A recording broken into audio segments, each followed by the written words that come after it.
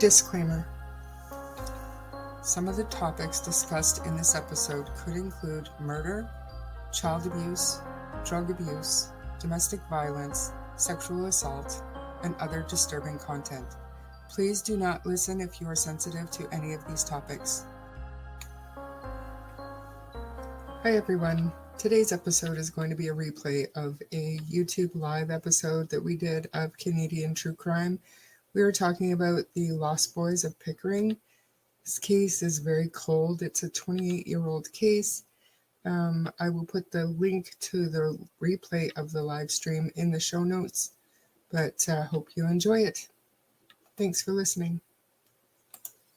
Okay, hey guys, welcome to today's True Canadian True Crime. Hey, Charmaine. Canadian true crime. Hey, everyone. Yep. Today's one's going to be very interesting. Charmaine came across it about a week or so ago there, and then she shared it with me, and I was like, oh yeah, let's do this one. Very interesting case. Go ahead, Charmaine, give the gist of it. And hey guys, thank you for joining us. Yeah, so I mean, it's so bizarre because I mean, the more I think about it, the more I really don't think that I'd heard of this before, which is crazy because I'm really into true crime and Canadian true crime especially. So when I saw it, I thought, what the heck is this? And as I read into it, I can understand how it kind of flew under the radar in a way, but there are so many things that are questionable, and I want to dig into it. And by no means do I think that we're going to be able to solve this. Obviously, we say every time we do one of these shows that Canadian law is different than the United States. We do not have access to information like they do in the United States and other countries. So unsolved crimes. And so if you're looking at an open case or a mystery or something, good luck finding anything. We were lucky enough to come across some writings of an author who happened to also be a private investigator who he fought for a long time with the Freedom of Information Act to get certain documents and pieces of information for him to And write video. Yeah, and he did a number of interviews, and we were planning on reaching out to this man because he was very open and he was very good with giving interviews, but unfortunately he passed away in January of this year. So, but basically the gist is these 6 boys that you're seeing on your screen, we'll go through them all, but they all went to a house party, and I believe it was the Friday before spring break were to start. So they were just kind of kicking off their spring break, and they went to a house party. There was about 40 or 50 people at this house party, and these kids left at about midnight, 1 o'clock in the morning, saying literally that they were going to go goof off at the arena or the marina. And that was the last time they were ever seen. And you can't even say the last time they were ever seen alive. Like, these boys vanished into thin air. The story goes that they stole a boat and maybe capsized, or the boat sunk or something, and no remains or anything have ever been found. But like I said, as we read and as we got into it, Sunny and I were both like, what? That's suspicious. Yeah. So we thought it would be very interesting to get everybody's feedback. And I don't know. I don't think there's any kind of reward or anything for this case. I don't think the police are looking into it at all, but yeah, we can in fact see what we think. In fact, it only took them 36 hours to determine that they died of hypothermia in the water, and they didn't actually have any evidence to prove it. It was just the best assumption of what had happened to them, but nothing has ever been confirmed. But yeah, so. So in front of us here, we have Chad Smith, Danny Higgins, Jay Boyle, which is the family that really was talking to Bruce Ricketts a lot, was that family right there. Pardon? The Jay Boyle? Well, yeah. Actually, it was Jay Boyle, because I believe it was Bruce when he said that Jay Boyle actually just had a child. Yes, Jay Boyle had a girlfriend that he lived with in a basement apartment, and they had just had a baby. And this is the girlfriend that still to this day is looking for answers. Yeah. So, and one of the only ones, like the families do gather every year to kind of, I guess, 1995. Yeah. remember whatever, but they're not public. And we talked about this a little bit yesterday. Yeah. If that was my kid, I would be like Becky Patty. I'd be screaming from the rooftops. Like, where is Absolutely. my child? What happened to my child? And that just doesn't seem to be happening with this case. Yeah. And Lacey, March 17th, 1995 is, basically 28-year-old case here. So anyway, JB Lafab, I believe is what Bruce Ricketts had said when he said has got a that last name. And Michael Cummins and Robbie Rumbold. And so we'll look at a little bit like there's old time video clip of where you can see three boys pass this camera. But you know what, there's a great story, part 1, part 2, and part 3. So to give you guys a better idea of the situation within this case, we're going to start doing that. So I'm just going to pull up number 1, and Charmaine, just give me a second here. Okay, that's part 1. Okay. Now, okay, so Charmaine's going to start with part 1, the mysterious of the lost boys, and it's not that long, but we're going to go through it. That way, you get an actual idea of everything that went on, and it's very interesting. So, go ahead, Charmaine. You guys, like I said, you might not be able to see it that great on your computers, but it's not like I can enhance it. But anyways, just listen to Charmaine's sweet voices. She starts reading part 1 here. Yes, and so St. Patrick's Day, and I don't know, I didn't get all the way through this article, so I don't know what it says. So I think everybody should be familiar with the Great Lakes. Yeah. They're not regular lakes like I look at lakes or Sunny looks at lakes, in BC and Alberta, or in the States. You have lakes and they're pretty big and stuff. They're freshwater, blah blah blah, all that stuff. But these Great Lakes are massive.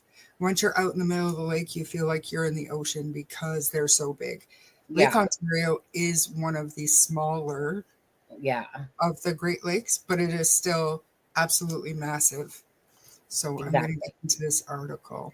Yeah, and so this right here on the screen, guys, this is exactly where we're talking about, Pickering, and this is in Lake Ontario there. That's just to give you a little bit of a looky-loo for a second. So hold on, we're going to hide that, stop screen, and then go back to the article. Okay. So Pickering, not a day goes, what? No, I just took us off screen so I could make it bigger for people. Okay. Not a day goes by that Patricia Boyle doesn't think about her son. She wonders what kind of father and uncle he would be, or what he would have looked like on his 40th birthday. 40th birthday. Wow. Jay Boyle didn't attend that milestone birthday dinner on December 24th, just as he's been missing from all the family gatherings for the past 23 years. So this article was clearly 5 years ago because it's 28 years ago now. Jay was one of 6 teenagers dubbed the Lost Boys, believed to have stolen a boat and water tricycle and taken an ill-fated ride on the frigid waters of Lake Ontario in the early hours of March 17th, 1995, after a night of partying in Pickering. Say that 3 times fast. It was like a dream that's still not real to me, Patricia said. The disappearance of 17-year-old Jay, 18-year-old Chad Smith, 17-year-old Robbie Rumbold, all of Pickering, 17-year-old Jamie Lefebvre of Scarborough, 17-year-old Michael Cumming from Oshawa, and 17-year-old Danny Higgins of Ajax has stumped investigators and family members for more than 2 decades. Video surveillance caught 3 of them breaking into a marina on Frenchman's Bay, but there's been no sign of the teenagers since, or virtually anything related to their disappearance, nothing that's been confirmed anyway. A gas can, believed to have belonged to the 14-foot Boston Whaler replica police think the boys stole, washed up in Wilson, New York, but private investigator Bruce Ricketts has questions about even this, as do I. Jay's parents and the 4 Boyle's sisters lost their son and big brother the night of the boys' disappearance. Sisters, I don't know, Sobin, Boyle, and Amanda Boyle, and their mother all remember Jay the same way. He was funny and outgoing. He loved his family, that's for sure. If you're a friend, you're a friend. He'd stick up for his friends. One more time, Sunny. Oh, Sobin? Sobin was just 12 years old when her big brother went missing. Amanda was 15 and shared Jay's group of friends. She was supposed to go to the party at Chad's new apartment the night the boys disappeared, but was sick and stayed home. The next day, Amanda heard from Jay's girlfriend, with whom he had had a baby and was living with, that her brother never came home. At first, I wasn't too worried because Jay had a tendency, not that he'd take off, but he had friends in Toronto too. He would go to Toronto, but he always kept in touch, said Amanda. The sisters searched for weeks for their brother. I participated in every single search there was. It was really emotional, said Amanda. The Boyle home became the base camp. We had so much family. We had neighbors dropping off food. It was ground zero, I guess. It was a mess. When Jay, an avid baseball player, didn't show up to play that season, a cloud shadowed the hope the family had clung on to. Jay's loyalty to his family was the true indicator that her brother wasn't hiding out, planning to return one day. As time went on, I kind of started accepting it because Jay wouldn't do that to my mom or leave his daughter, she said. Saying it was difficult for the families involved is an understatement. Never one to get into a fight before her brother disappeared. Sobin says that she fought her way through teenage years when kids would laugh at the situation or make comments that her brother was dead. That's not something you want any teenager girl to do, is fight all the time, but I thought that everyone was out to get me and didn't understand me, she said. Sobin and the family did the best they could to keep Jay's memory alive for his daughter. Her mom always had pictures of her. I'm sorry, I left my glasses at work, guys. Her mom always had pictures in her room of Jay. She says of the mother of Jay's daughter, now a young woman. His daughter always has been at the beach there on his birthday. The families gather each March 17th at Frenchman's Bay to remember the boys and to keep their memory alive. I think it's important to keep it out there and in the public for all the boys. Maybe someone might know something that has some truth to it, might look at their picture after all these years and think maybe I should speak up if they do know something. Patricia will always have some hope that her son will come home to her, but she too knows Jay wouldn't have abandoned his family. I hope we bring him home, either way, just so I can say bye, and for my girls, they've gone through it a lot, too, she said. Sobin wants to find answers to the questions that she hasn't been able to shake from her mind. The video that captured the boys at the marina the morning they disappeared did not provide many answers. I think the one thing that's always bothered us is the security camera of the boys. They only got 3 of them. Why weren't there 6? Where is the boat? Why haven't the bodies or at least one of them surfaced? Years after the disappearance, pants closely resembling the pair Jay was wearing the night he disappeared were found in the Niagara River. They contained remains, but DNA has not been extracted, which that I don't think is accurate because they did, and in 2018 determined that the remains did not belong to Jay Boyle. Yeah. There are literally hundreds of questions that I have. Yeah, that would make sense because this was like over 5 years ago. There are literally hundreds of questions that I have that I've actually put to police, and they've not responded to any of those requests. Why? I don't know, Rickett says. Okay. And so let me come back here. Okay, and then, whoops. Hi, guys. And then I'm going to go to, I don't know why it's on that one. It should be on this one. Okay, number 2.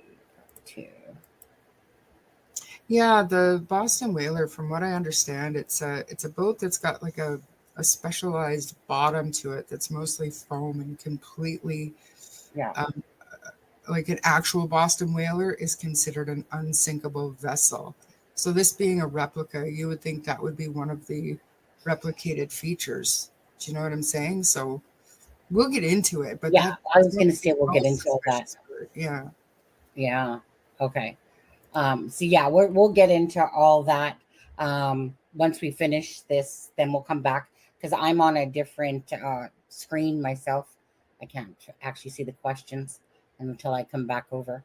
Okay, so let's see here. So this should be part two, I believe, right? Okay, part two. Okay, Pickering, the family of a missing teen and private investigator question why police took 36 hours to begin the search after Jay Boyle, Chad Smith, Robbie Rumble, Michael, Danny, and Jamie went missing. They wonder what happened to some of the evidence and what more could have been done to find the boys, some of whom were no strangers to the police. The police didn't take any of the reports seriously, said Jay's sister Amanda Boyle. The boys are believed to have stolen a Boston whaler replica and a water tricycle, and we'll clear up that as well, from two Pickering marinas and taken them for a deadly ride on Lake Ontario. They reportedly left the party at 12:40 a.m. on March 17th, 1995, planning to goof around at the local marina. A surveillance camera caught them entering East Shore Marina at 1:48 a.m. One or more witnesses heard a boat on the lake between 2 and 3 a.m. At 3:30 a.m., two teens reported them missing. By 2 p.m. on March 19th, a search was underway. The search, which involved several police forces and the military, was called off on March 20th, but police followed up on leads. Questions to the Durham Regional Police were unanswered as the original investigators are no longer on the force. Still, police urge anyone with information to come forward. So officers are aware that this is a cold case, and we're hoping that if anyone has information on the disappearance of these boys, to contact DRPS, which is the Durham Regional Police Service, says Constable George Tudos. Any small piece of evidence which would benefit the investigation, if someone had something very small that they think is very insignificant, that is something that could into a whole case around and lead us in the right direction. Ottawa-based private investigator Bruce Ricketts had been looking into the case at no charge for more than 6 years. He says he faced constant roadblocks, and much of the information he received from the police through the Freedom of Information request is heavily redacted.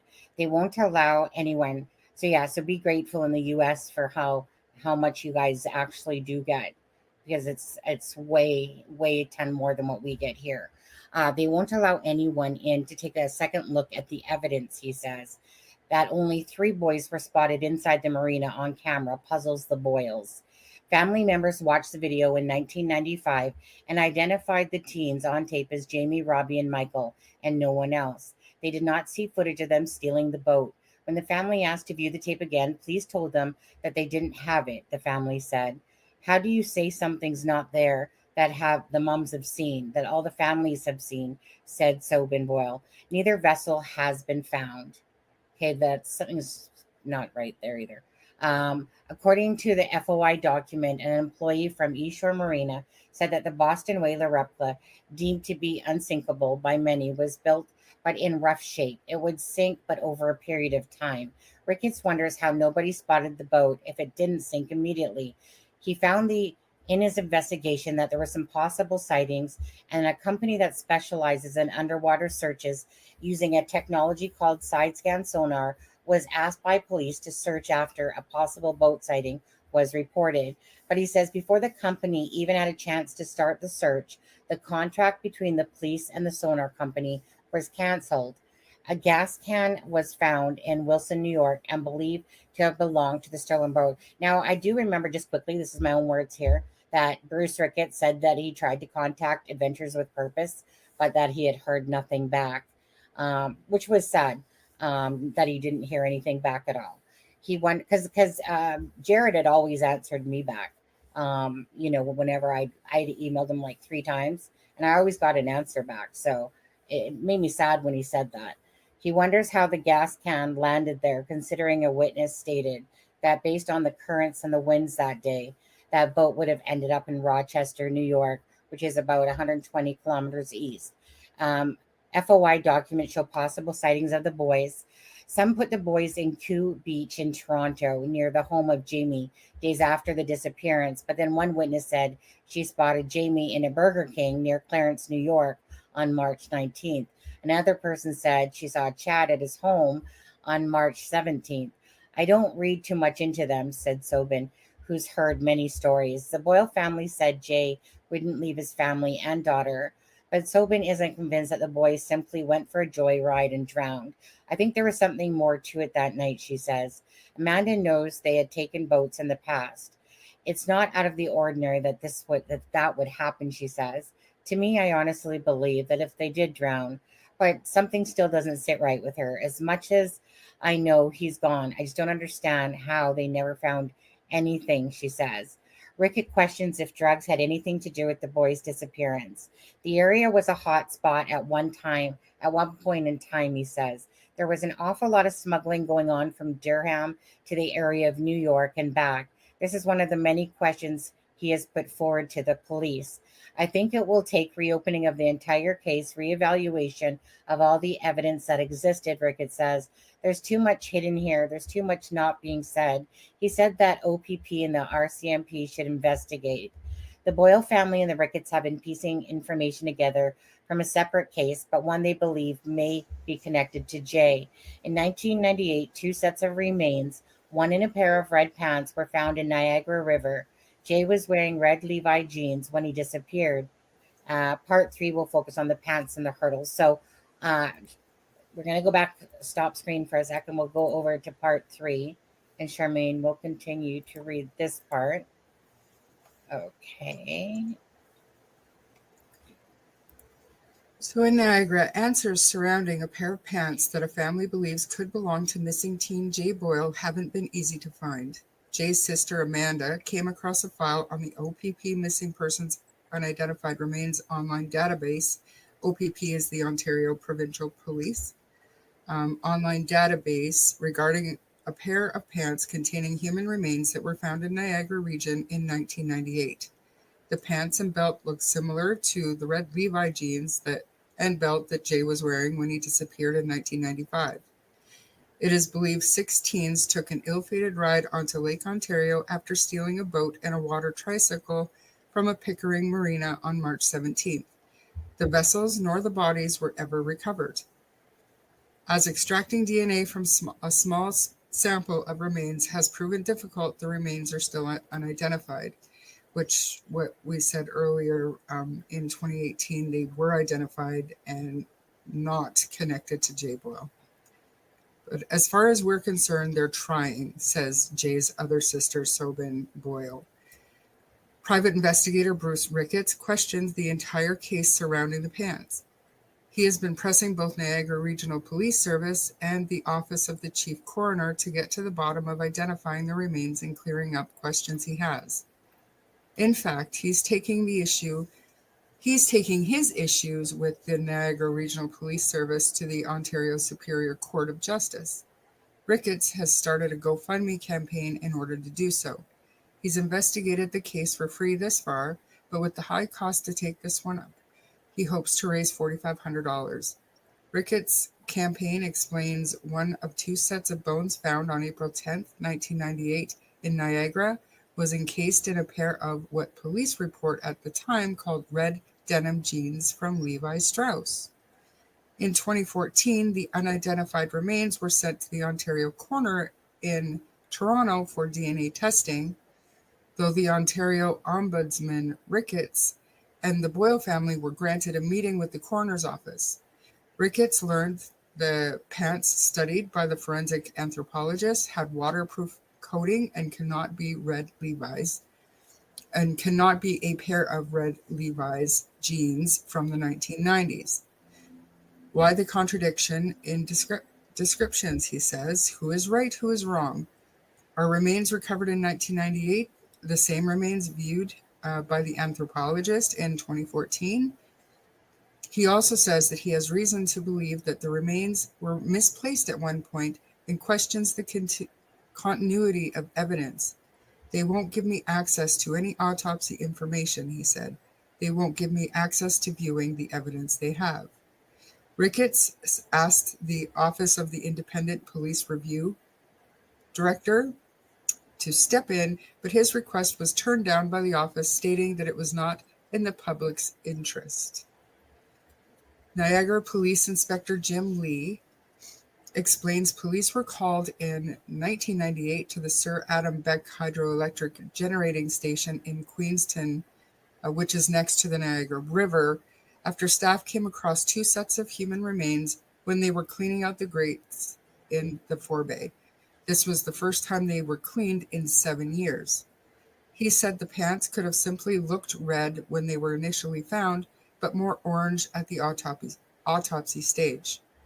Is that red or is that orange? He says in an in-person interview, pointing to the photo. Are they red when they're wet and as they dry out, they go orange? And then in the picture, he's pointing and says, here they're wet.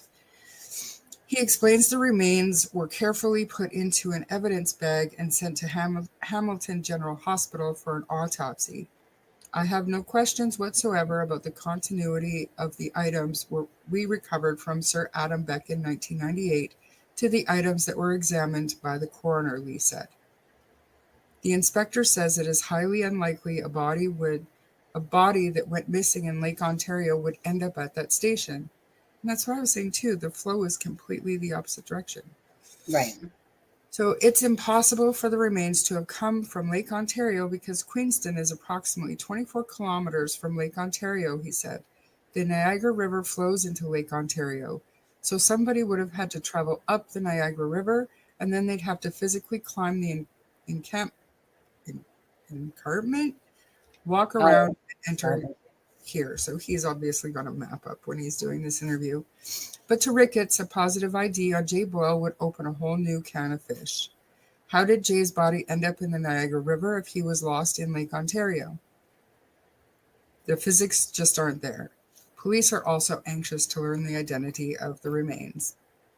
I can't say that it is not the remains of Jay Boyle, but it is highly unlikely, but we're still moving forward to 100% exclude him if that information is correct, coming from the Centre of Forensic Science in Toronto. For the Boyle family, if the remains turn out to belong to Jay, there would be some closure. They're currently trying to get DNA again from those remains, they say, Simone said. When asked for confirmation, forensic anthropologist Kathy Grusbier? Sure. Gruspier, looks like. Grusbier? Gruspier? I don't like it.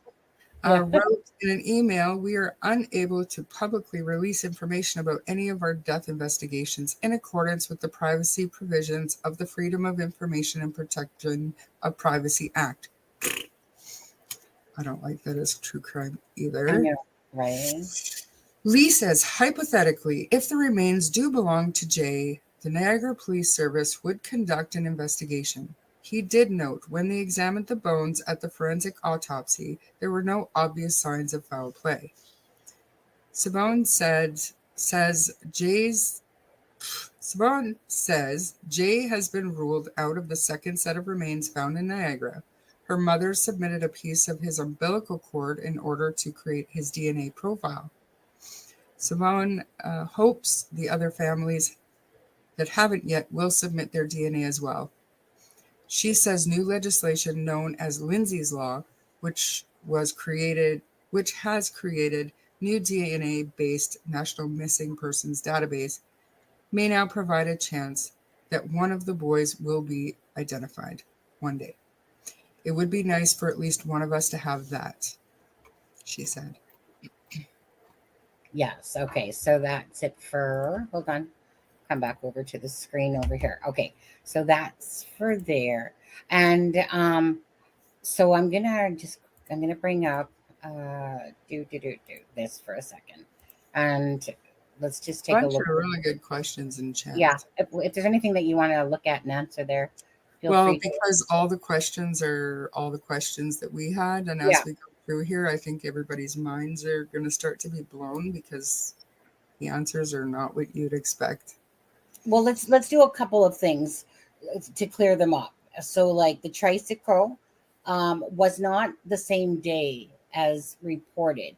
Bruce Ricketts, Go I ahead. think as well it went it was stolen from a different marina close by, not Yeah, even the same marina. correct. So this is so a lot of people are saying like as what was kind of seemed to be first reported that it was like the same day on the 17th of March, but it was the 16th day that the boys had actually gone to the marina as well, where they stole like this from a different marina close by. And it was on the 17th that supposedly it was the did I right here like a replica of the Boston whaler was reported missing. So that's kind of why they linked that to there, but they were on separate days. 16th, they were down at the marina. 17th, they were at a party and went to the marina. And that's where three of them were caught on camera. And then the other thing, Charmaine, was about the DNA. The DNA, Yeah, the because the DNA DNA, did come back not much. I mean, obviously they didn't release whose DNA it was, but it was not related to this case, and that happened in 2018. yeah, because they had like a long bone, as I remember them Yeah, it saying. was like one bone. Yeah.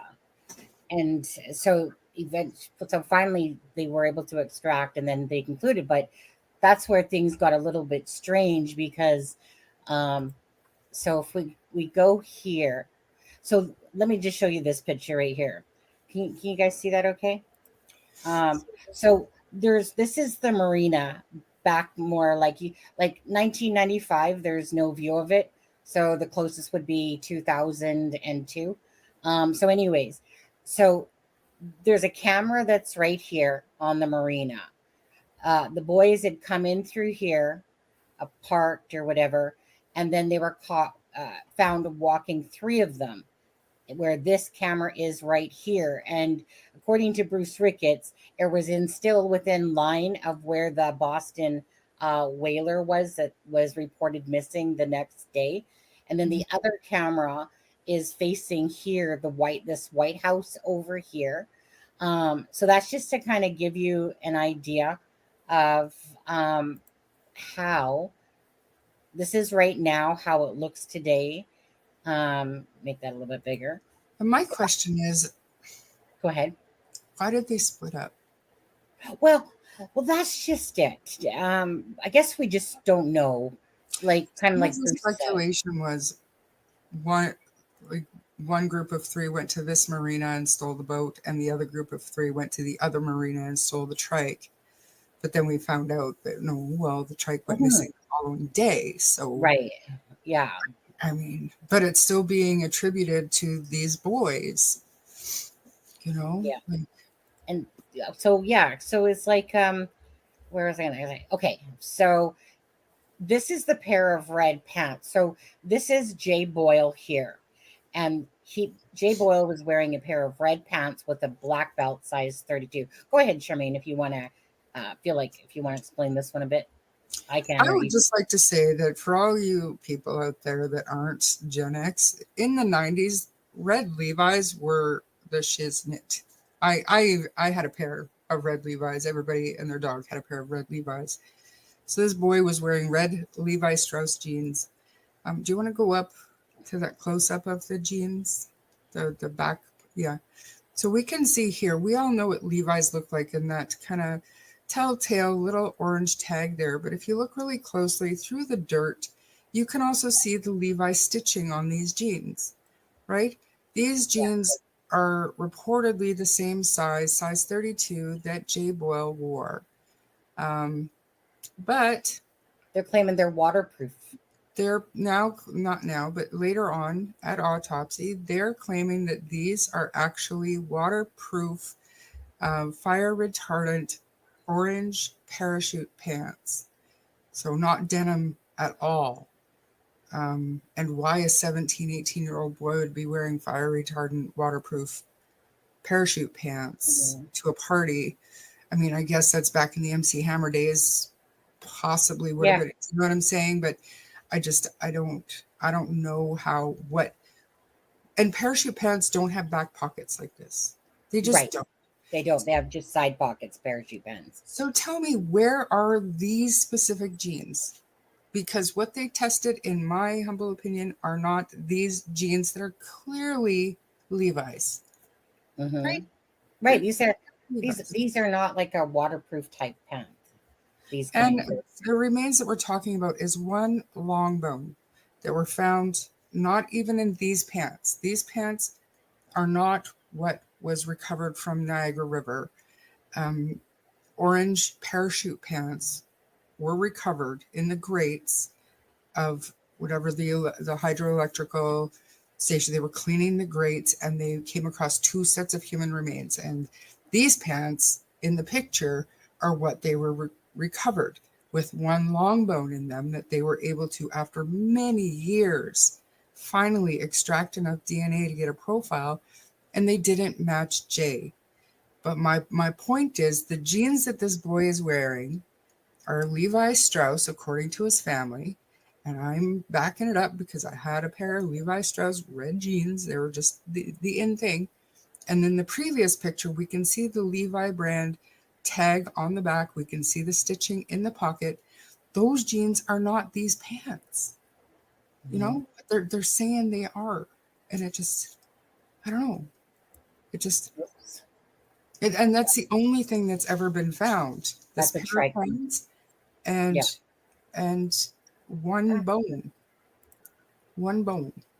of the boys. This is the only trace of them that's ever been found. And the Niagara Regional Police Department was undergoing renovations.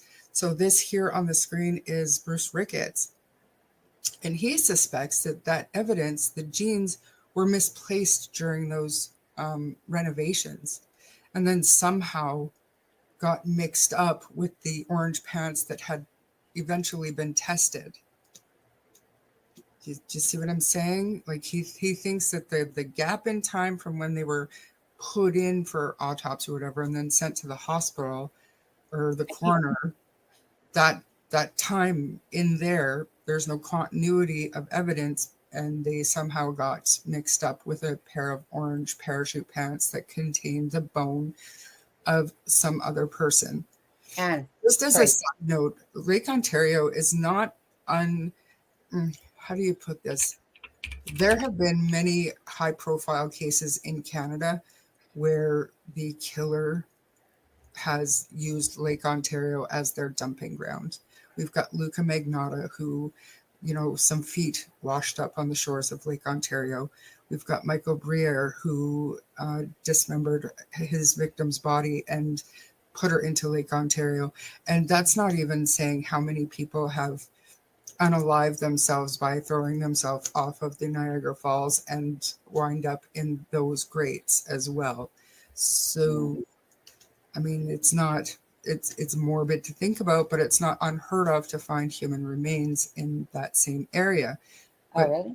but they're not going to flow from Lake Ontario up into Niagara River area. It's not going to happen. The flow is the opposite direction. So it's just Some people, yeah. I mean, I've seen these before on the water, the trikes. when I was 17, 18, I would have been all in to take one of these things for a joyride. Yeah, But does that look to you like something that would sink out of sight with no trace absolutely not. in 24 to 36 hours? Like, you'd see it. You would see it. Yeah, that something like that. That's not sinking. You would And see it. yeah. At least not like the tire or some debris or something, anything. Well, that's the same going towards, like I said, like, okay, so let's talk about this right here, Charmaine. We'll talk about the can. Okay, so this had 25, they deemed that there was about 25 miles worth of fuel that was in this tank. And go ahead, Charmaine, if you want to, or I can. It's up to you.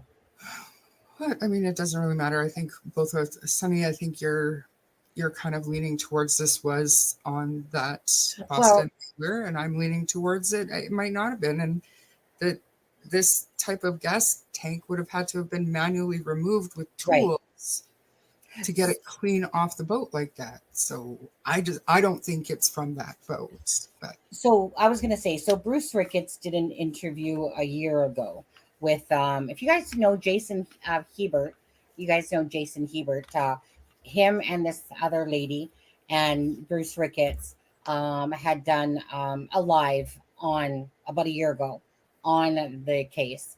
And so so this is coming from Bruce Ricketts. He said that this actually is the can. Well, no, first of all, um, Jason and that weren't sure if this was like the actual can online or if they were just someone was just showing it. And then Bruce said, no, this actually is the can that they found in the water, a couple weeks later towards Wilson, New York, that was floating. So, what he said about this one can is that where it says number one, there's like a dent there. And obviously, it's written in Canadian and French or English and French. So, it's from Canada.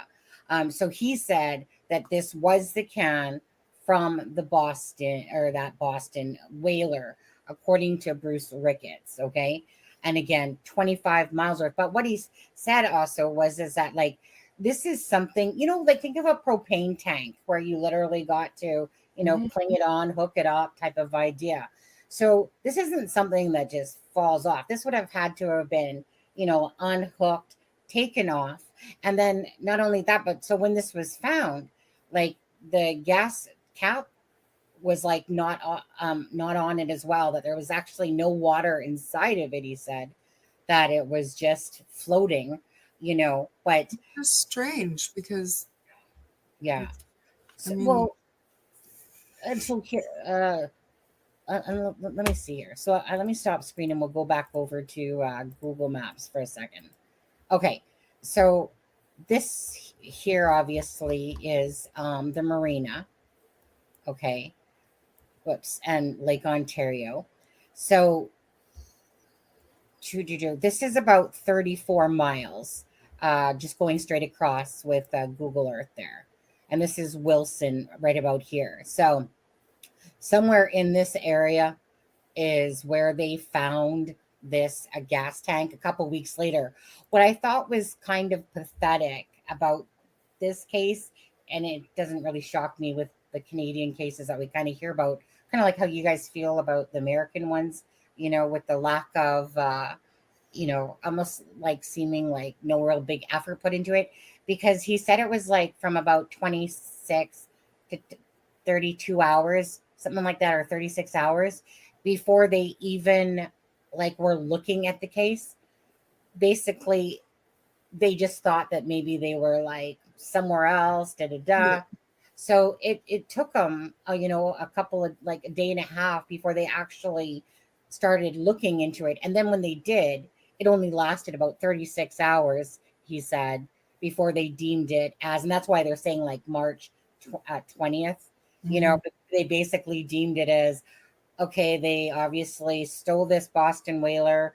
They all drowned at in the water and died of hypothermia. End of story.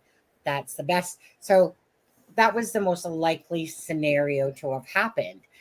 And so Bruce is saying, and kind of like this reminds me of the Lucy Leppy case because of not Lucy Leppy, sorry, Nicola case out in England there, where, it said that she basically hit that cold water and died within a few seconds.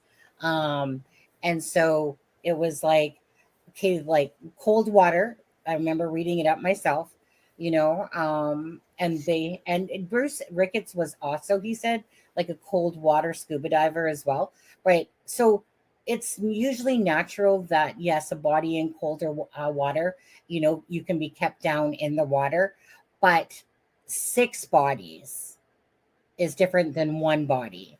So And he, they were, yeah, I don't buy it because, yeah, it gets cold, but I think in the entire history of keeping records like this lake has frozen over like 3 times mm, ever. Like it's deep enough and big enough that it doesn't matter. It doesn't freeze over. And I get that doesn't mean the water wasn't cold, but these were young guys, maybe drunk and alcohol would play a part of it. But after a few days, their bodies, their remains would have surfaced. Something would have surfaced. yeah. You know, I don't Um, care how cold the water is. They would have popped up somewhere. well, that's just it, right? So here, so it's kind of like here um, you have this replica Boston whaler boat that is almost like what they're trying to say about like the Titanic, pretty much indestructible. You can cut it in half and it's still gonna float. That and if it was ran over by say a bigger kind of boat in the area without because it's at nighttime, we're talking like in the early morning here, right? That there would have been some debris, something, but they didn't. So all the only thing that they really found was this can that with was with no cap on it, but no water in it, and you have to think in the middle of Lake Ontario, you're going to have those white caps and stuff, right? Like water would have splashed into that. well, the trike was the day before, Darren.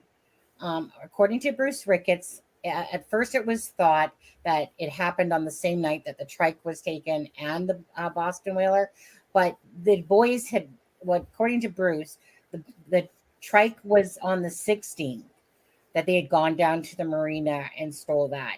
And then on the 17th, they went down and was into mischief after the party, been drinking. And according to Bruce as well, two of the boys of the six, knew kind of like grew up on the water and on boats and stuff like that. Um, so you have two different dates there for the trike and for the Boston whale. Now, again, there's no proof that they actually took the Boston whaler. So I'll go over, I guess, to um Which also leads me to wonder, and this is my pure speculation. I didn't hear it from anyone else, but if your boat, if some kids go missing or something, and you're, I don't know, an opportunist, I, you report your boat stolen for insurance money, even though it's not connected. I don't mhm. know. Like I said, that's pure speculation, but it's it's possible that it's not connected at all. Like maybe the boat was never actually stolen. Maybe the owners or somebody the owners knew took the boat away from the marina, because you would find something, some. It's just what, like, this is a lake. It's not the ocean. It's a lake. They didn't find anything. And why would they cancel the contract for side scan sonar? That's why he reached out to AWP, because AWP does side scan sonar, but they never got back to him apparently. Shame on you, Jared. Then shame, shame, shame. Um, but yeah, like meaning like there's no besides that can, there's no other sign of dead bodies that floated up. When we're found or body parts and stuff like that. And he was saying actually like the head is the first thing to come off because it's the heaviest. But there was no like anything, right? You can't. They can't. It's not like they found the boat. Then that's why it's one of those cases where there's no proof that they actually stole that boat and went out on the water. But it's like I understand why it's the most likely theory, but there's still no evidence to put closure to this case. So they were talking about, like Bruce was talking about, like the drug trade between the US and Canada, Mhm. and type of thing, and that, like the boat could easily get tagged with a US number on that side and then, sold and da da da da da. That two of the boys knew, I get it because everyone's thinking like, well, when they're drunk. But again, how do you sink a boat that's supposedly unsinkable? You know, and then Without there's like evidence, what, no debris. no debris, it's not floating, Is you that scientific fact there, Anne Room? Because that's interesting if that's true. Cold bacteria don't inhabit the remains and create the gas that causes a body to float, so they don't surface. Like, I don't know. Is that I fact? know, I know it's saying Lake Superior doesn't. Oh, and Lake Superior doesn't give up her dead. I know it. This is a different lake, but same idea, cold and fresh. Well, I guess that's a thing because here you have Bruce Ricketts, who. Okay, so obviously the whatever research team that came in there for the water, talks about the cold water and how cold water, will hold a body down. And that's kind of what they were thinking about, Nicola Bully. Uh, because of the cold water, and how a body might not rise because of, like I said, the colder temperatures holding it down. But that's why Bruce Ricketts, who was a scuba diver and did cold water, he said, he just can't understand how six bodies can, like, so And no that's clothing, no nothing ever, right? Like, yeah. Hmm. Yeah, it actually, Lake Ontario has a mean depth of 283, right, and its deepest point is 802 feet, right, exactly. And the thing is that it could like, all of that could absolutely be true. That they took a boat, maybe they took off the gas tank. Who knows? Maybe someone tried to use it as a floating device, to hang on to or something, or it's out of gas, it stopped, whatever. Who knows? But it just seems like everything. It's kind of like the Nicola Bully case. That's someone it reminds me of. Everything would have to go so wrong, you know and yet, by the same token, there has to be some point in that that's right, like, meaning what seems hard to believe, kind of like how we feel about Kagan Klein in a way. How yeah, do you stack all this stuff up, and if there's literally no attachment to Kagan Klein to Delphi, like, you'd be a monkey's uncle type of thing.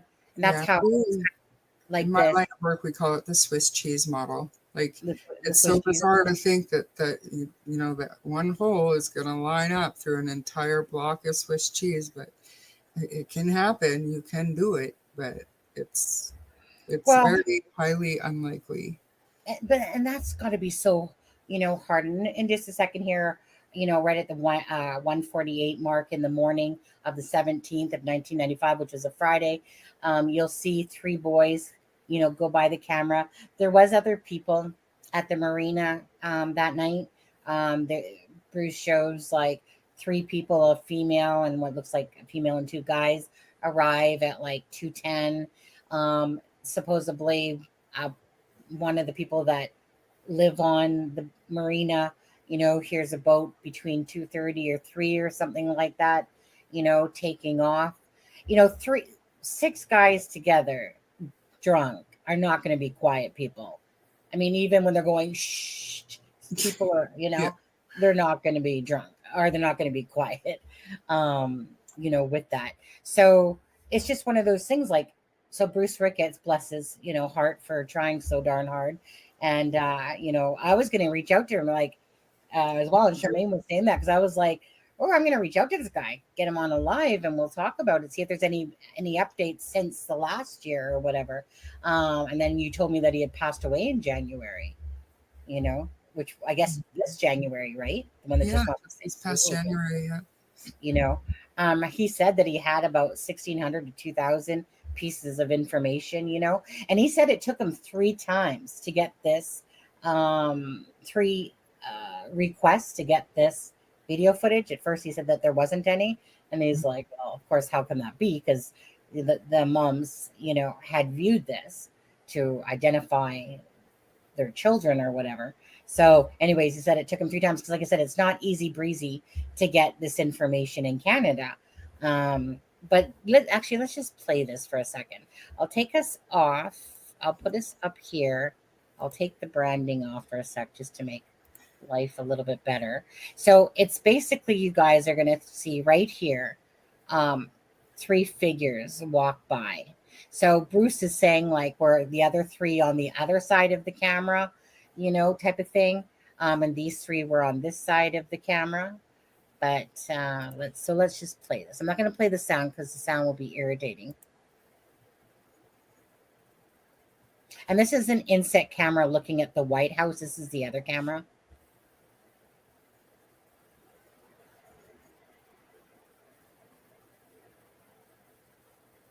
So just keep looking here. Darren, I don't know exactly how big the lake is. I do, but it's in my Just notes. Google it. Yeah. But I know it is the smallest of the Great Lakes, but it is larger than a regular, like, in my mind, the lakes that I go to for beach and stuff like that. It's still, See, there's one. You can see the boys. Okay. Three. Okay, we'll go back to that.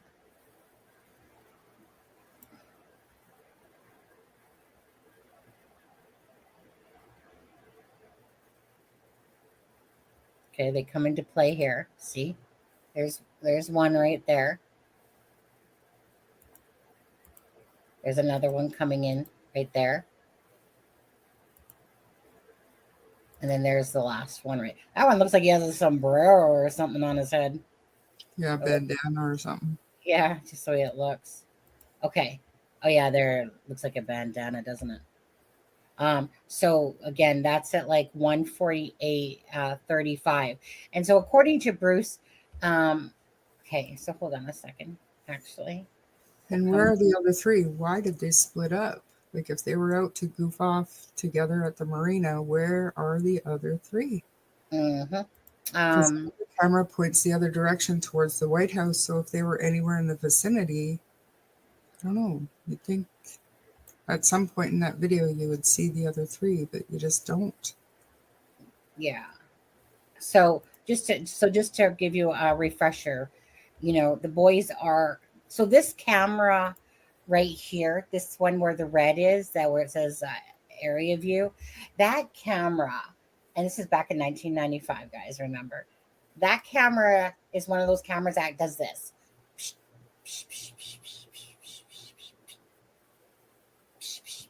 goes back like that, so it spans around. Whereas the other camera, the Instat one, is looking at that White House, and that's why you're seeing like the two cameras in there in a sense. So, go back to the page here. So, whoops, I want to make that bigger. Yeah, so they're heading this way, to the marina. Now, again, according to Bruce Ricketts, they're like right in line with where the Boston Whaler replica boat is, and that they were coming from a party up north up here. So they came in, down, whatever, parked, got out, and yeah. So So, Darren, okay, so little bit of speculation, and I can't remember if this was Bruce Ricketts or somebody else. There was a teacher who was actually involved in the drug trade. In yeah. fact, he had a street name, and the street name was the teacher. And apparently, this particular marina was kind of a what do they call it? A pipeline for drug trafficking into the United States and into Canada.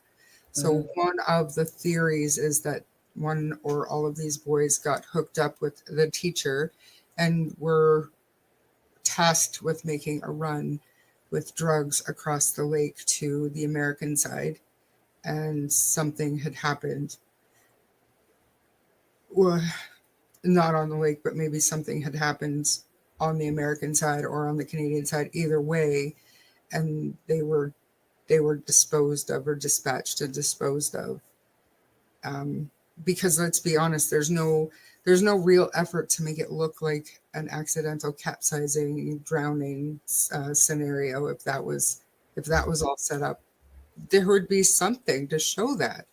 So I mean, that's one of the theories out there, but I don't know if there's any investigation into it whatsoever. Charmaine, quick question for you, because because there's only a part of me that's not fully 100%. Because did they walk down? Because I thought that I heard Bruce say that they drove, parked, and then walked on the marina. And so I see Anne asking that, because it was kind of like, at first I had it in my head that they just had walked from the party, which I think he said was about like 300 feet, however far that is. And then I thought I heard him say like that they came in, they drove on there. I'm gonna have to go back and re-listen to that, because Yeah, we'll have to, because my memory is that they walked to the marina from the that's what party. I thought. That's what I was like. That's what I was thinking. And then I thought that he said something like about like they drove in this way, and I'm like, I thought that they walked. So unless Mhm. I just misheard it, um, Actually, you know what, Charmaine, I need to go. Remembering too, like I can't remember, but it's sticking in my head that they walked, because where the yellow is on this map, apparently the house party was just a couple of blocks from the map to the west. So Yeah. it wasn't. Well, whoops, I'm blurry. I'm gonna be right back though, because I need to go to the washroom, and I'm just gonna go fill up my water. Um, and then maybe Charmaine can just see what people are saying, and then I'll quickly take a look and try to see if I can find that part. Um, and see, because it's bugging me as well. Because I was thinking, well, they were walking, and then I'm like, because they're drunk, right? So they're walking, and it wasn't like that far away. So, but then I thought I heard him say drive, or like a car, park the car. So I'm gonna have to go re-listen to that and see that. And if I can't find it, I'll just drop the link. You guys can go listen to it all yourself. To be honest, with Bruce Ricketts on there. But anyways, I'll be right back. So Anne says Lake Ontario is equal to about half the size of the state of New Jersey. That's big for a lake. Like I said, it's not the ocean, but it's not like your typical let's go boating this afternoon lake. They're the Great Lakes. They're huge. And that depth, 802 feet, that's pretty deep. So is it possible? Yes, it's possible. But I have a hard time thinking that an unsinkable vessel wouldn't have some kind of debris, even if one of those, they're not called ocean liners, you guys probably know, but there's a name for these big vessels that travel on lakes and even rivers. They're shallow bottom, whatever, but they're huge. They carry loads of sand and minerals and stuff, but they do this on lakes and stuff. They're not ocean liners, but is it possible that one of those inadvertently hit this 14-foot Boston whaler and demolished it? Yeah, but to me, there would still be some kind of debris. Maybe. Yeah, inland seas, exactly, because they're that big. They're absolutely that big. And they're anything, and even if the cold water temperature prevented the gases from building up in human remains so they don't float to the surface. I understand that. But at some point, wouldn't a shoe come off? Wouldn't the bandana the kid was wearing, something come off, and that would float, you would think. And with the drug thing, it's not out of the question that they got wrapped up in something they shouldn't have. And some people are good at hiding bodies. Like, I don't know, but all I do know, like 100%, is that if this was my child, I wouldn't stop looking for answers and demanding answers. And kind of what Amber Tuckerow's family was doing for the longest time, they were going to the media because the police weren't giving them information. They weren't giving them any answers. So you go and you make noise and you try to find out what's really going on with your kid. Thing is, there's only so far they go in open Boston whaler on the gas diesel. Yes. So 25 miles or 25 kilometers worth of fuel in the gas tank, according to the owner of that boat.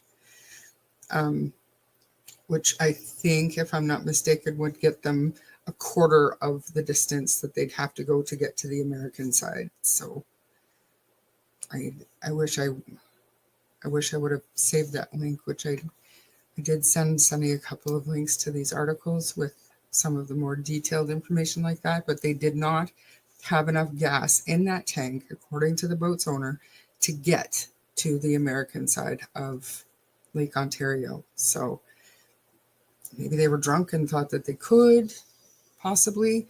A couple of the boys had friends in Toronto. Maybe they thought they could make it to Toronto to go party with their friends there.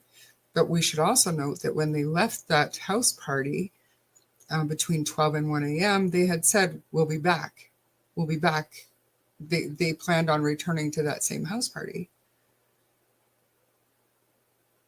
Right. And bringing it up because that 25 miles would be the same perimeter of the search area. Absolutely. And I think that's probably why they made that perimeter. I would have probably gone a little bit beyond that because, the flow of the water and stuff. that one of the pilots, and this is just hearsay, but one of the pilots of the helicopter reported seeing something just below the surface of the water, but nobody looked into it as far as the information that Bruce Ricketts was able to get. Nobody looked into that report. So why bother being involved in a search party if you're not going to investigate sightings? And I'm not trying to piece any conspiracy together or anything here, but at this time, CFB Trenton was the military base that lended the helping hand in the search. But guess who was the colonel of the base around that time? Russell Williams, serial killer, sicko. Like I said, I'm not trying to connect anything. These are just the crazy coincidences that can happen sometimes. Charmaine, I'm just gonna play this part from the with Jason Hubert, Denise McGarity, and Bruce Ricketts. This is where he basically is talking about it here, this area. So I'll just kind of start it right here.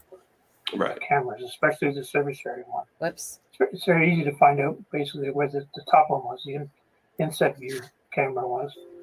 But you can see that the service area view is very close to the boat launch. Here, I'll do this. And the boat launch is where the Boston whaler was being kept at that point in time. Right here. Okay. Okay. Yep. Okay, So right there. that gives you an idea of the thing. Now the party was actually further north than this.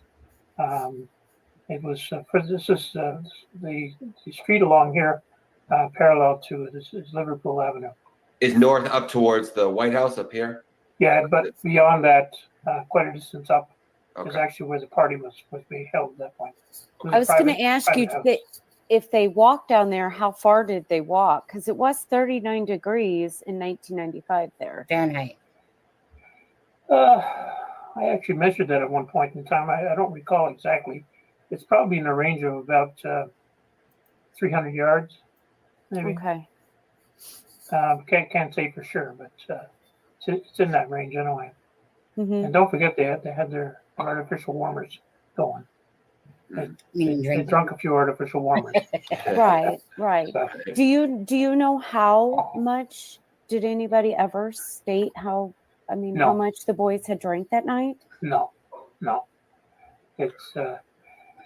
It's very difficult to talk to the people who are actually at the party because a lot of them don't want to talk about it. Same with the families. Can't really get a hold of all the families because one of the families moved away and no one knows where they are, and it's tough to talk to the other families.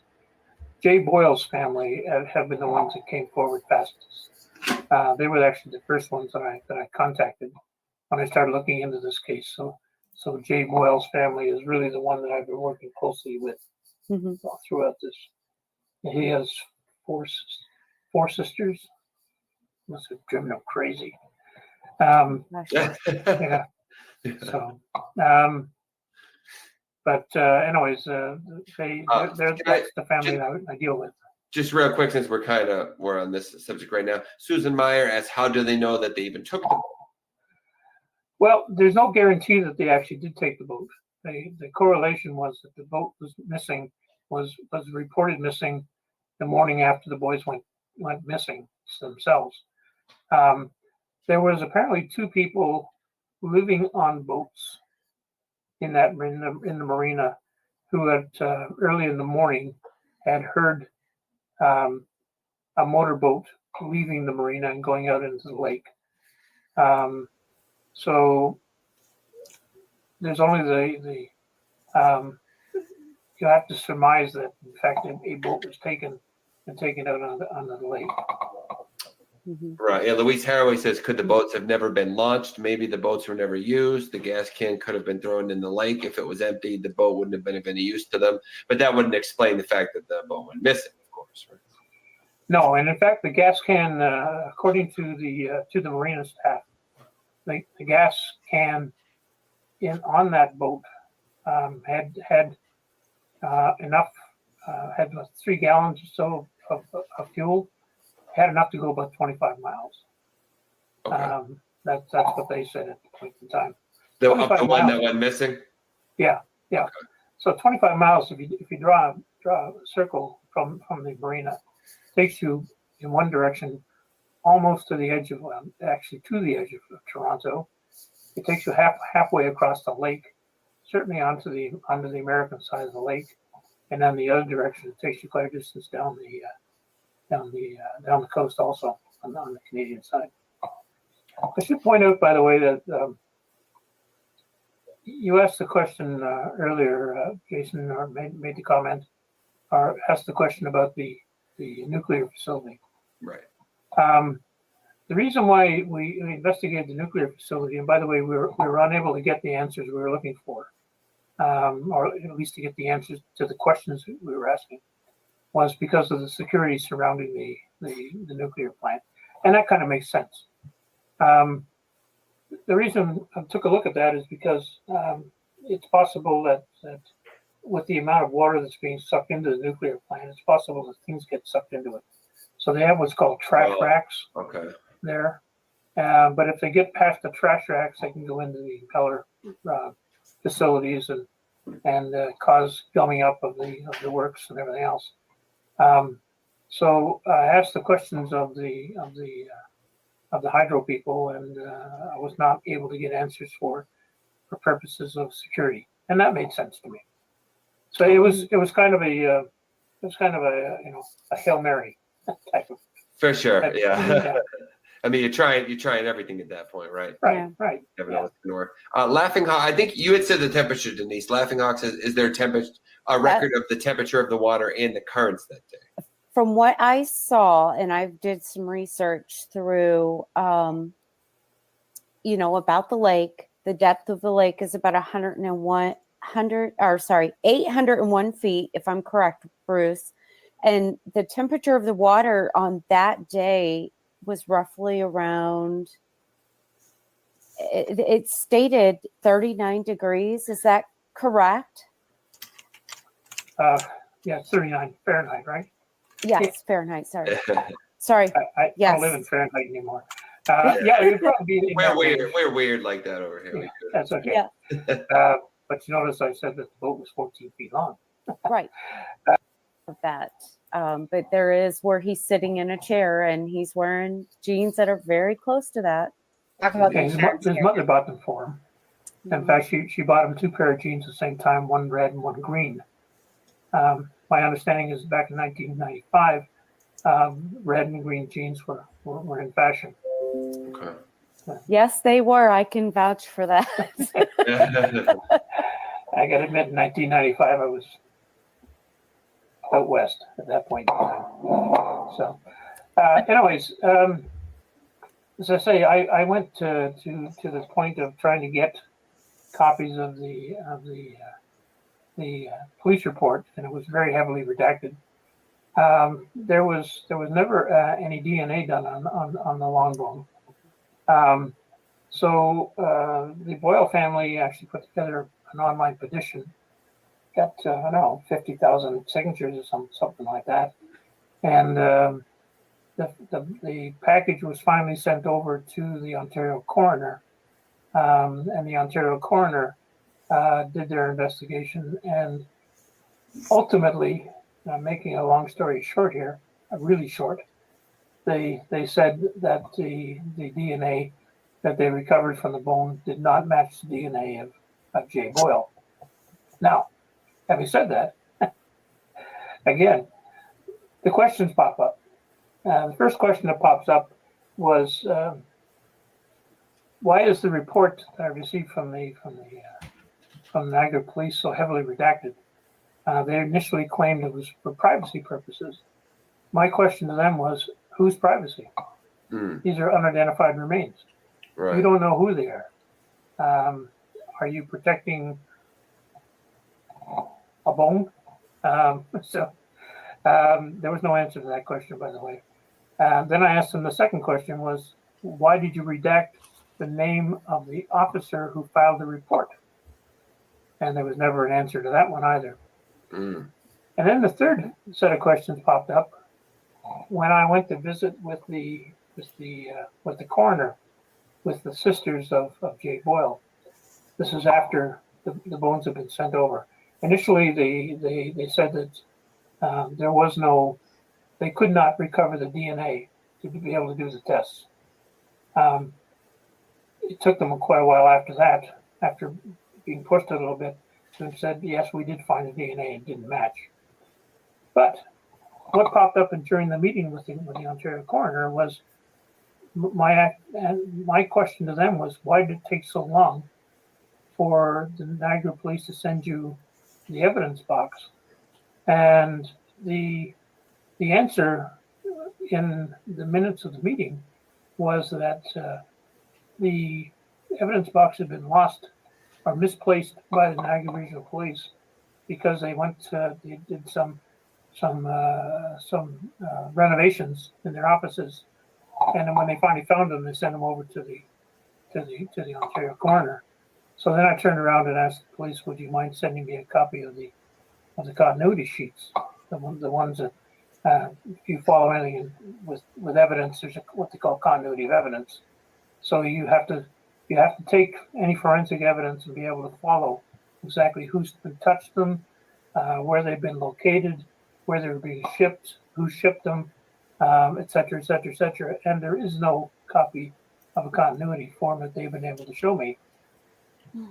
But then the worst part was when the Ontario coroner, the forensic anthropologist there, described the pants that she was sent.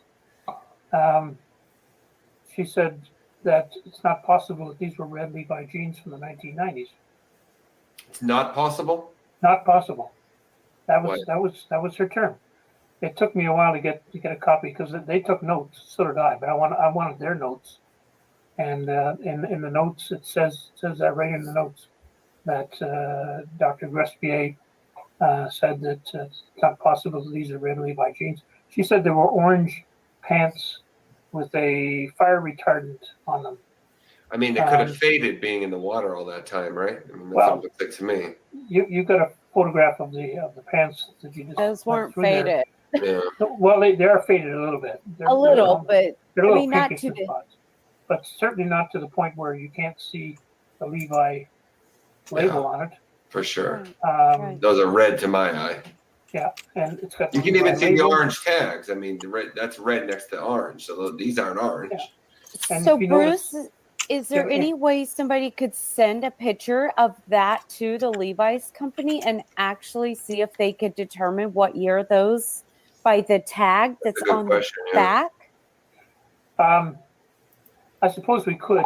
It's very difficult to do that because they don't have a lot of records themselves. I initially asked them at the time, could you describe for me or send me a photograph of a pair of pants from 1995 in the red and green at that point in time, and they didn't even bother getting back to me. Levi Strauss, by the way, is located someplace in Germany. So right. I might have a pair from 1995 stuff. I was wearing scuba suits back there. Yeah, I was young back then, but yeah, I probably have a pair from 1995. Showing your age, Denise. Yep, show my age. The bottom line on that whole issue is that is it possible that the pants that they sent, the evidence that they sent to the coroner, was not the evidence that was picked up back in 1999? That was 15 years later. So not to say that there's something wrong here, not to say that somebody's doing something wrong, but it's again another question that needs to be answered. Kubi, your friend Kubi and Automobile, a few people are saying that Levi's jeans often have tags on the inside, and Auto saying multiple tags, couple tags that have the year on them, they say. Well, there was two things that identified them as Levi's. Three things actually. Year. Yeah. Well, show the picture and you can see the tag in the back. Well, there was three things that identified them. We did find that out. The first one was the tag. The second one was the number of belt loops. Normally Levi jeans have 5 belt loops, but in fact the years that these red ones came out with the orange tags you can see there had 7 belt loops. Okay. The third thing that identified them, and you can't see it too well on this picture, but there is that V stitching on the pocket. So those 3 things identified them as Levi jeans from the 1990s. Okay. Okay, red Levi jeans from the 1990s. I think that's a pretty good piece. I would say that that's a pretty good piece of evidence in my mind, apart from the gas tank. But yeah, don't forget this was found 1999, 4 years after the boys disappeared. So who knows? Right. So many questions on this case, and so many things that wasn't done. You know, my biggest question is because of the Boston Whaler, knowing that it is filled with foam, especially in the front. If I'll let this part pay out, and then I'll stop. what could have happened on this water? You know, if it was very calm that night, there wasn't a storm. You know, what could the boys have done in that boat to cause it to capsize, them fall out? That is confusing to me, especially because that boat's supposed to float. Right. Even if the boat was broken up, I mean, one of the theories was that a freighter came along and ran over the boat. yeah, someone was asking earlier about if there's a record of any of the larger ships. Yeah, well, there was no record of any freighters in that area at that point in time. That was number one. Number two, though, is even if the boat did get chewed up by a freighter, there would have been pieces of styrofoam and everything else floating down the lake, and there was never any reports of that either. Somebody's asking about the sonar on the lake. Okay, I'll stop it there. I hear you typing like mad over there, Missy. Well, I was trying to answer Sharon. Very kind, checking in on my daughter. Yeah. And Sharon, Jason Hebert, yeah. Most of you guys probably remember him from Delphi. He interviewed like Becky and Mike Patty. That's actually who I was going to have on a live with Becky Patty. And then that whole Kelly Brown shit erupted on there. And then, like I said, Becky ended up being kind of pissed off, and and the next thing you know, the gag order or whatever it was came into effect. And so anyways, Jason Hebert's a really nice dude. He kind of, I think, has come back. Like he's doing like some cases again. He was talking about his work schedule, I remember before, and stuff like that. Anyways, nice dude. So I was kind of shocked when I saw him, with this case, to be honest with you. Is he like, I don't think that he's Canadian. He lives in the United States. But he made a comment and I was like, wait a second, is he Canadian? But I'm sure he's not. I'm sure he's in the United States. Anyways, nice dude. And so as to Anne's comment, I want to answer. So I actually didn't find him annoying at all, myself. I feel like that he was just trying. Yes, okay, maybe he had a book coming out and stuff like that, but I'm not personally equating it to like, here, I'm gonna have a book, so I'm gonna make a ton of money off of this stuff. I mean, even in his GoFundMe thing that he was doing it all for free. And then even his GoFundMe had only got like $300 of the $4,500 he was trying to get, just to help, like, because obviously things cost money. Court documents and yeah. And so, yeah. So for me, it's kind of like, I don't see it that way in a sense at all. I see it as somebody that is trying to help the families to have some answers. And the bottom line of it is that there is no answers. There's nothing to bring closure to these families, and the family that he was especially that was more forthcoming with him, as he said, was the Boyle family. And so, yes, I agree. Um, right. It's like nitpicking everything. But, and again, to me, that's kind of what the police do in an investigation. If the police were doing it, they look at all the different things that could be possible.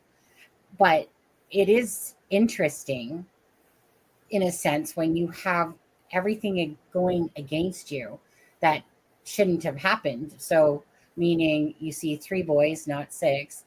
You only find a gas can, but this boat that shouldn't sink sinks. Even if the boys capsized it, like why, flip over and you think it would still be floating. What about life jackets? Every boat has to have like freaking life jackets on it. Why wasn't the boys didn't have any life jackets and whatever? Because you know darn well, like it would be, to me, like it's like the law. You have to have life jackets on your Back vessel. then it wasn't, I mean, don't get me wrong, it's always been, I guess, mandated, but it's only, I'll say in the last 20 years or so that you have to have a fitting life vest for every person. Yeah. Because we had boats all growing up and my dad always had life jackets, but if he had 9 people on the boat and he only had 8 life jackets, he wasn't getting any trouble. Do you know what I'm saying? Right. It wasn't as strictly enforced as it is like nowadays. Absolutely. But back then, I don't think so. And I mean, nobody was planning on 6 kids stealing this boat. You know what I mean? So there It could says, have been 1 life vest on that boat. yeah. I mean, Where's the life vest? There you go. Where's the life vest? It would have floated. That's its entire purpose. Just what I'm seeing right here, it says Transports Canada, the first legal requirement to carry life jackets on passenger carrying vessels was introduced in 1852, followed by France. Anyways, bottom line is, like, and like Sherman says, right? Typically there's 8 people and you got like, a couple life jackets type of thing. Nowadays it's like, yeah, I think you have to have one for everybody. Huh. Is that the law now? Probably. I would Absolutely it is, because I don't remember my dad being as worried about it when we were kids and teenagers as he is now. Like when we take the boat out to Okanagan Lake, if there's not a fitting life jacket for every person on that boat, he is not taking that person. And he never used to be like that. So maybe he's gotten better with age, but that rarely happens, not gonna lie. I just think it's a lot more strictly enforced now. And I don't actually agree with this comment. Life jackets are part of a gear that you take on and off a boat. Most people have their life jackets in like a cubby hole that's on their boat. I think it's a 2-way thing there, but most people leave their life jackets on their boats. I would, depending on the kind of boat. Like I said, my dad's is a 16-foot boat and it's got storage under the seats and whatnot. And we've got life jackets like in storage spaces, but something like this was an open vessel. I only saw 1 or 2 actual seats in the boat. But like I said, these kids weren't worried about taking life jackets with them. And that boat may not have had 6 life jackets. And even if they did, they're a bunch of drunk teenagers. They probably wouldn't have worn them. But my question is then, even if that boat was blown to smithereens, where are the life vests? Where is the debris from anything? Yeah. Anything? So that's so to me, this Bruce Brickett's guy. So this is like a Boston whaler here. And in this case, and I mean, it could have been that their person took the life jackets off the boat. Maybe it had a storage compartment that they kept in. Maybe there was a couple in there. Maybe there wasn't. Who knows? Either way, a gas can there in the back of the boat. Yeah, exactly. So, it's one of those things that, I mean, if I had to guess, I would come up with the same conclusion that, there's no sign of them, these reported sightings type of thing, blah, blah, blah. I mean, if I had to, of course, guess, I would think that they took the boat out, it capsized somehow, and they all ended up in the water, kind of like, cold water keeps bodies down, and like that would be my guess, is that that's what happened, like more so than a drug trade or this or that, and that neither of them surfaced and they had their families and stuff like that. Like, I don't see this as, there's six of them. If there's six of them, you can't see that as six of them just whoop, like, you know what, let's go be like like the children of the corn type of thing and go hide off on an island somewhere or whatever, and act like life doesn't exist. There's just no way. So the most plausible explanation to me is that everything that probably what seems strange is probably exactly what it is.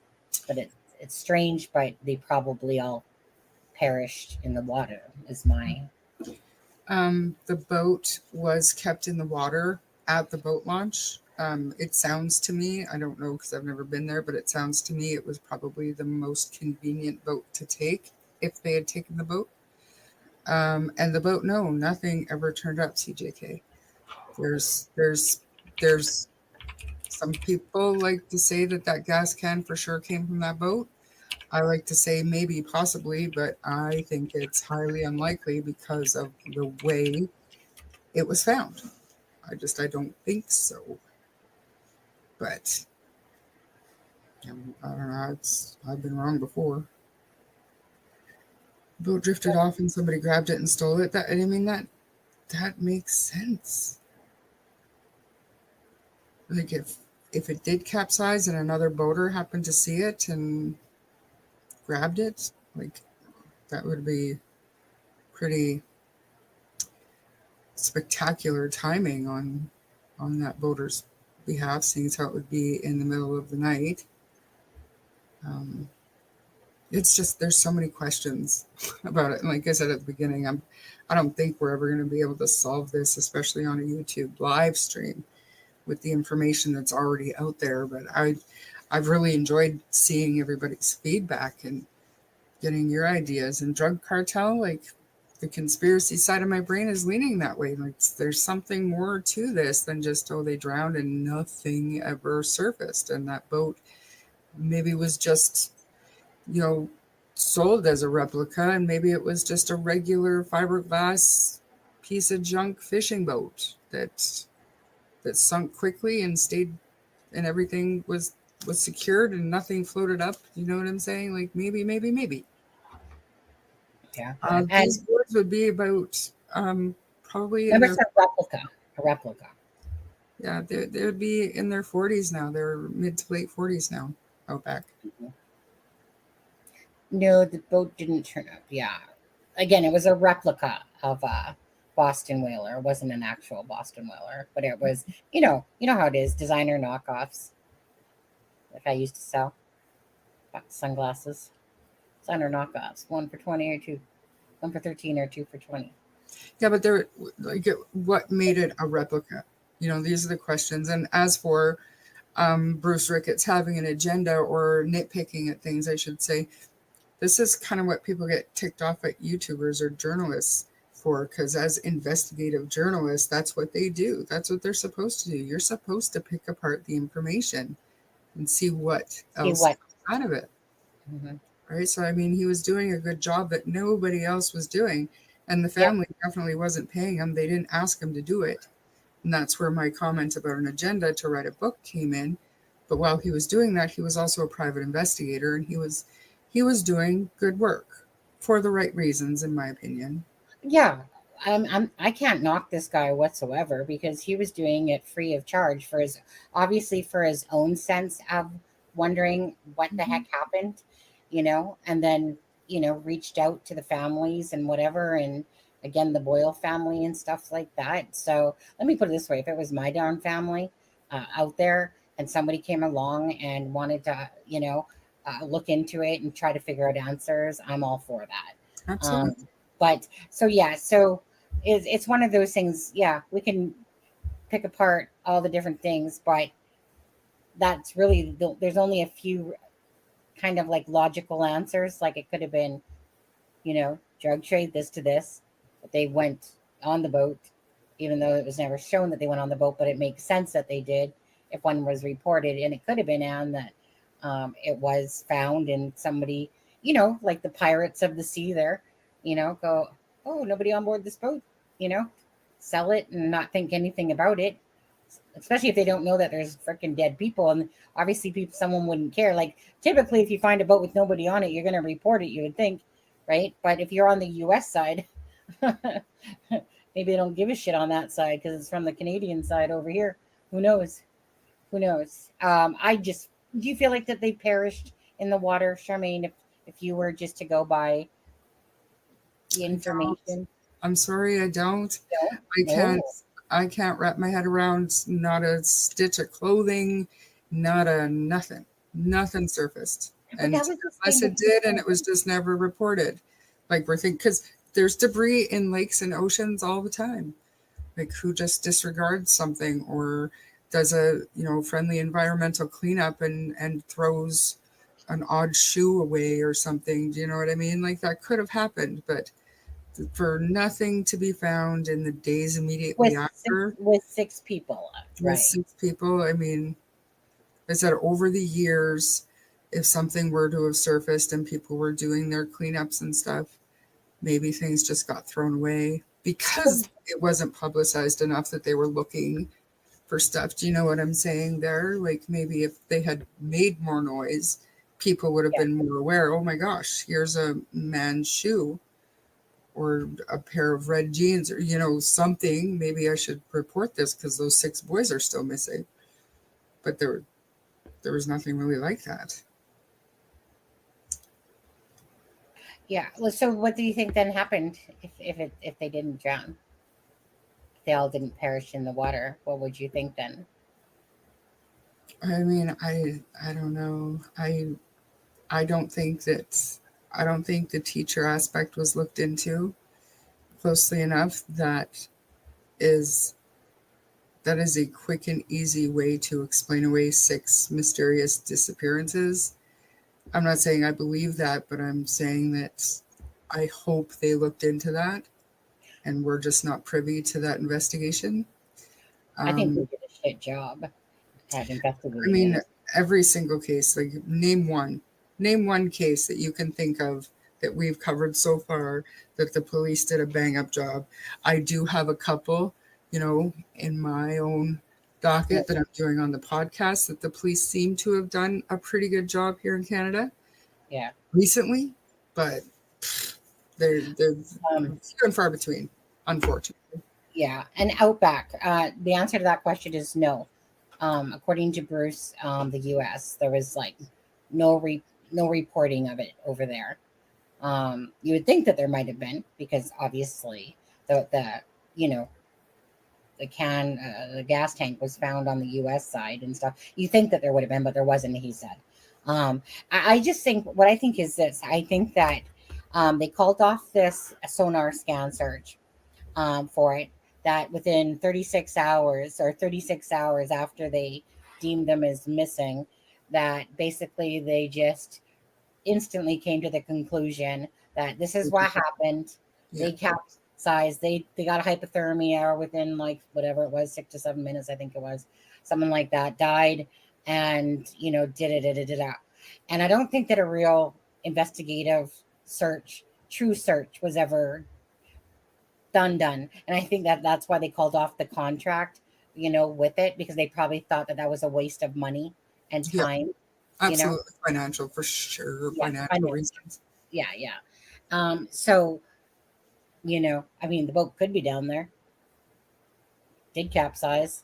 But like I said, I don't feel like there was just a ton of effort put into this case. And that's why I think he reached out to AW Adventures with Purpose, who does side sonar, scanning, and never heard back. So it really probably it's going to be like a mystery, unless somebody comes across it at some point in their lifetime, that they ever come across and go, hey, look we found this Boston whaler down at the bottom of the lake here. Yeah.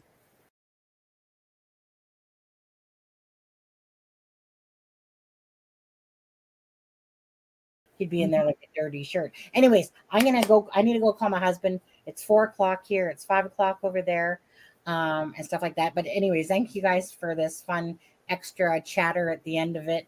Hopefully you guys had a good time. talking about it too, as just YOLO random shit at the end.